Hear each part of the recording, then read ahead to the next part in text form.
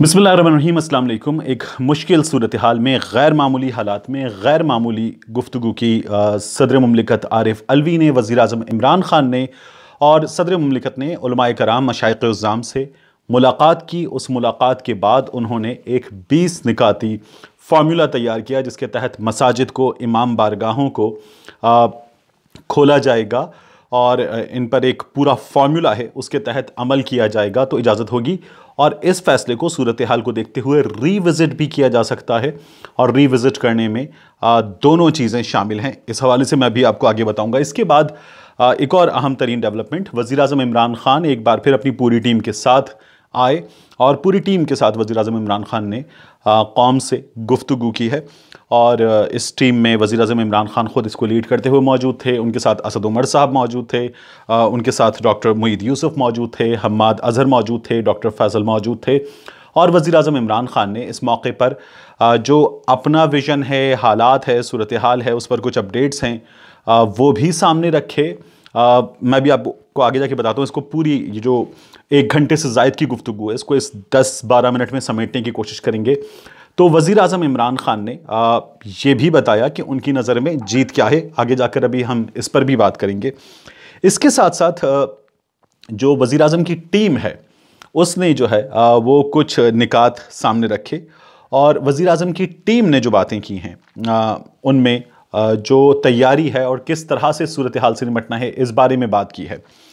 तो सबसे पहले सदर मुमलिकत आरिफ अलवी ने जो 20 निकात रखे, उनमें जो सोशल डिस्टेंसिंग के हवाले से चीज़ें तय की गई हैं, मसाजिद में एहतियात के हवाले से चीज़ें तय की गई हैं, रमज़ानुल मुबारक आगे आ रहा है उसके हवाले से कुछ चीज़ें तय की गई हैं। रमज़ान के हवाले से तय किया गया है कि सहरी और इफ्तारी नहीं होगी, एतकाफ़ मसाजिद में नहीं होगा, मसाजिद से जो दरियाँ हैं, कालीन हैं, वो उठा दिए जाएंगे, फ़र्श जो है वो बिछा होगा। सफाई के हवाले से गाइडलाइन तय की गई है।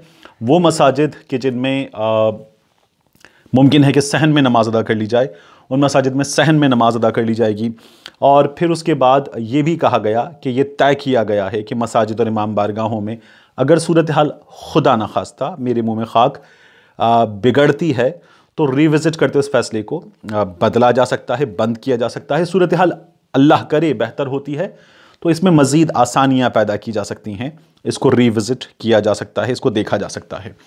उसके बाद वज़ीर आज़म इमरान ख़ान जो हैं वो एक बार फिर कौम के सामने आए और वज़ीर आज़म इस मौके पर इन गैर मामूली हालात में अपनी पूरी टीम के साथ सामने आते हैं। जो सहाफ़ियों से वज़ीर आज़म के इंटरेक्शन हुए हैं उनमें भी वज़ीर आज़म ने ये किया है कि सबको सरेंडर किया है, अपने आप को जो है वो और अपनी टीम को पेश किया है सवालात के लिए, और लोगों को जो हौसला चाहिए, ऐसे मौके पर चाहिए होता है, वो हौसला दिया है। और वज़ीर आज़म ने इस मौके पर जो सबसे ज़्यादा बुनियादी बात की है, असद उमर साहब ने भी ये बात की कि सियासत से बालातर होकर हमें इस वक्त में अपने फ़ैसले करने हैं और अपनी प्रैक्टिसेस करनी है, अपने एक्शंस करने हैं।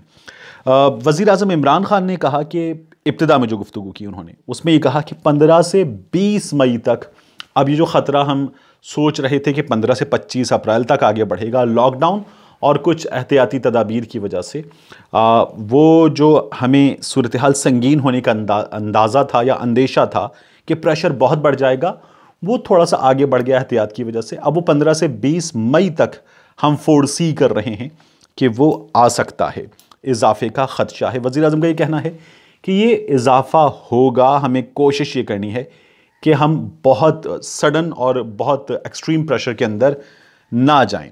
उन्होंने भी, जो सदर मुमलिकत ने गुफ्तगू की थी उलमाए कराम से, उस अपील को भी दोहराया कि जो इमाम मसाजिद हैं, जो इमाम बारगाहें हैं, उनकी इंतज़ामिया है, वो कोशिश करे, हद्दुल वसा कोशिश करे कि ये जो शराइत तय की गई हैं, ये जो गाइडलाइंस तय की गई हैं, इन पर मुकम्मल अमल किया जाए।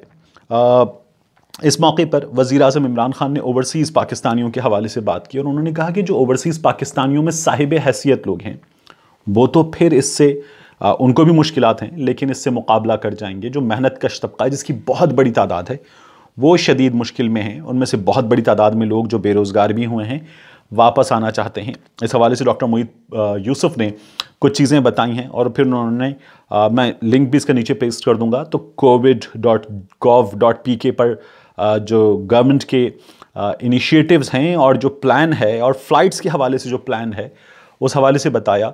تو وہ بھی انہوں نے بات کی۔ وزیر اعظم عمران خان نے کہا کہ اس موقع پر یہ بتاتے ہو کہ جیت کیا ہوگی۔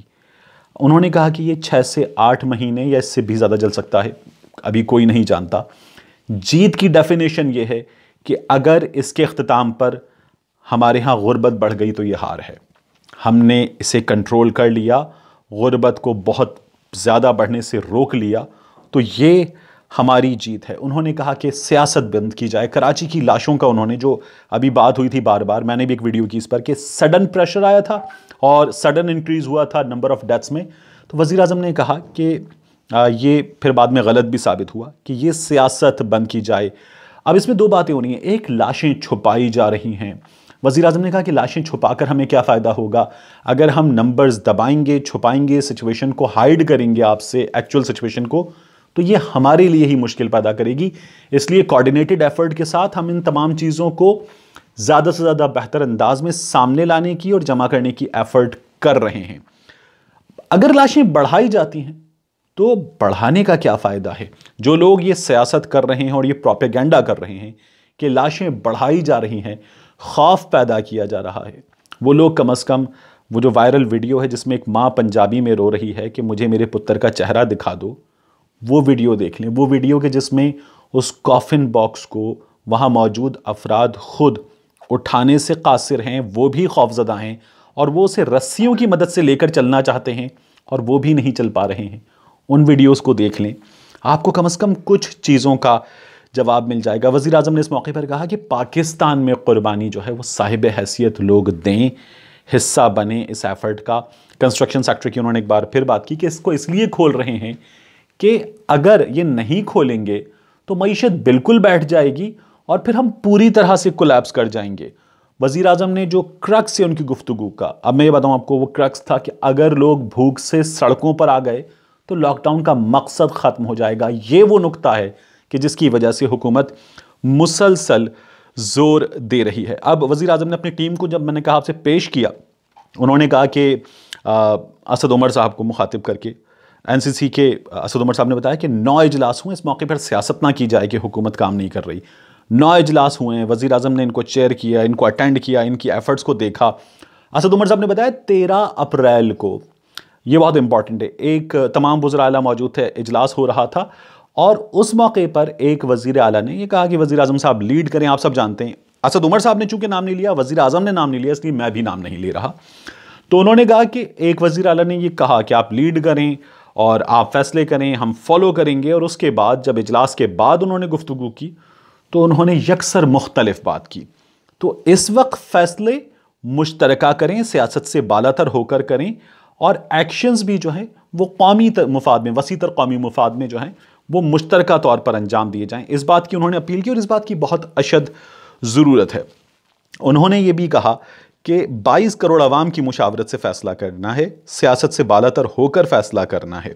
حماد اظہر صاحب نے ایک بڑی اچھی بات بتائی، انہوں نے کہا چھوٹے اور درمیانے درجے کے لاکھوں کاروبار ایسے ہیں جن کے ان حالات میں، کیونکہ ایک بزنس نہیں ہے تو یہ خدشہ ہے کہ وہ خدا نخواستہ اس کے بعد بند ہو سکتے ہیں۔ تو ایک تو ان کے لیے پروگرام میں یہ آ رہا ہے کہ انہیں بجلی کے جو بلز ہیں ان میں رعایت دی جائے گی، یوٹیلیٹی بلز ان کے جو دیگر ہیں ان میں رعایت دی جائے گی۔ اس سلسلے میں ایک پروگرام آ رہا ہے۔ پھر ایسے کاروبار جو انہیں قرض حسنہ دیا جائے گا، اور ایسے کاروبار میں جو بہت چھوٹے کاروبار ہیں انہیں قرض حسنہ دیا جائے گا، باقی جو چھوٹے کاروبار ہیں انہیں قرض دیا جائے گا اور ان کی مالی مدد کی جائے گی۔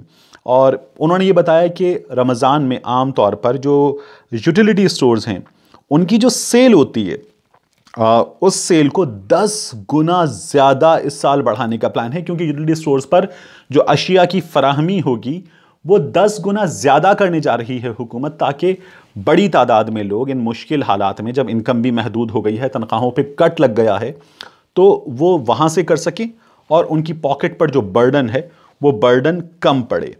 پھر اس کے بعد ڈاکٹر فیصل صاحب نے بات کی، انہوں نے کہا کہ ہم اس وقت کر کیا رہے ہیں۔ اب ڈاکٹر فیصل صاحب ایک بڑا نام ہے شوکت خانم کے حوالے سے، وزیر اعظم عمران خان کے ساتھ ساتھ ہیں مسلسل۔ انہوں نے کہا کہ گلوبل ڈیٹا کا جائزہ لے رہے ہیں، ہم نیشنل ڈیٹا کا جائزہ لے رہے ہیں۔ کراچی میں جو سڈن رائز ان ڈیتھس کی بات ہوئی تھی اس کے بارے میں انہوں نے کہا کہ ڈاکٹر عزرا پیچوہو صاحبہ سے ان کی بات ہوئی۔ ڈاکٹر صاحبہ نے یہ بتایا کہ 15 امبات، اب یہ 200 پلس کی بات ہو رہی تھی، ڈاکٹر صاحبہ اب ان کو یہ بتا رہی ہیں کہ 15 امبات اس میں سسپیکٹڈ ہیں کہ وہ وائرس سے ہوئی ہیں، لیکن ان کا بھی ہم جائزہ لے رہے ہیں، ان سے جو ریلیٹڈ لوگ تھے، جو ان سے کانٹیکٹ میں تھے، ان کا بھی جائزہ لے رہے ہیں، انہیں بھی ٹیسٹ کر رہے ہیں، تو ہم زیادہ بہتر پکچر بتا سکیں گے۔ یہ 200 والی بات یہاں غلط ثابت ہو گئی ہے۔ معید یوسف صاحب نے بتایا بیرون ملک پاکستانیوں کو واپس لانے کی پلاننگ کے حوالے سے کہ وہاں پر بھی لوگ بڑی تعداد میں بے روزگار ہو گئے، اور آپ سب کے لیے بہت سارے لوگ لو فرام امریکہ، ہیوسٹن، اسٹاک ہوم، مختلف جگہوں سے، جرمنی، آپ مخاطب ہوتے ہیں تو بتاتے ہیں، تو آپ بھی یہ سچویشن بتا سکتے ہیں۔ انہوں نے کہا پہلے ہم یہ کوشش کر رہے تھے کہ اپنی کیپیسٹی بڑھائیں تاکہ لوگوں کو لے کر آئیں۔ ہماری کیپیسٹی تھی کہ ہم 2000 لوگوں کو لے کر آئیں، انیشلی ہم نے اتنا بلڈ اپ کیا، ہم انہیں لاتے ہیں، ٹیسٹنگ کرتے ہیں، اسکریننگ کرتے ہیں، کوارنٹین کرتے ہیں، اس کیپیسٹی کو ہم بڑھا کر 6000 تک لے آئے ہیں۔ اگلے کچھ دنوں میں ہم اسے 7500 تک لے کر جائیں گے، اور ان لوگوں کو ہم گریجولی واپس لے کر آئیں گے۔ انہوں نے بتایا کہ تمام پلان جو ہے یہ covid.gov.pk پر ہم آپ کے ساتھ شیئر کرنے جا رہے ہیں، اور اس پلان کے تحت جو ہے فلائٹس کیسے ہوں گی، کس انداز میں واپس لایا جائے گا، کن ملکوں سے، کس پلان کے تحت کن تاریخوں میں یہ فلائٹس چلیں گی، اور ساتھ ہی انہوں نے بتایا کہ جو کمرشل فلائٹس ہیں ان کے ذریعے بھی لوگوں کو واپس لایا جائے گا۔ یہاں کچھ جید صحافی، میرے بہت سینئر، بہت قابل احترام، انہوں نے حکومت پر گزشتہ 1-2 روز میں بھی وزیر اعظم کی گفتگو پر تنقید کرتے ہوئے یہ کہا ہے کہ ہاں پہلے آئیں، ڈبل ٹرپل قیمت پر موجود ٹکٹ بائی کریں، پھر واپس آ کر 5000 روپے کے یومیہ کے ہوٹل میں ٹھہریں اور پھر یہ سب کریں۔ تو ان سے درخواست یہ ہے کہ وہ لوگ جو گورنمنٹ کوارنٹین سینٹر میں جائیں گے انہیں یہ خرچ نہیں کرنے۔ وہ لوگ جو وہاں نہیں جانا چاہتے اور یہ سمجھتے ہیں کہ ان کی پاکٹ انہیں پرمٹ کر رہی ہے کہ وہ ایک ہوٹل کے کوارنٹین میں جانا چاہیں، وہ کوارنٹین جو سٹینڈرڈ والا ہے اور کچھ سرٹن سٹینڈرڈز کے مطابق ہے، اس میں جانا چاہیں گے، تو ان لوگوں کے لیے یہ فیسلٹی ہوگی۔ باقی اس طرح کی صورتحال جو ہے وہ تمام لوگوں کے لیے نہیں ہوگی۔ تو اس موقع پر ضرورت اس بات کی ہے کہ ہم پاکستان کے لیے سوچیں، پاکستانیوں کے لیے سوچیں، ایک دوسرے کے لیے سوچیں۔ اگر اختلافات ہیں تو ان اختلافات کو فی الوقت بالائے طاق رکھ دیں، یہ وقت کی بہت اہم ضرورت ہے۔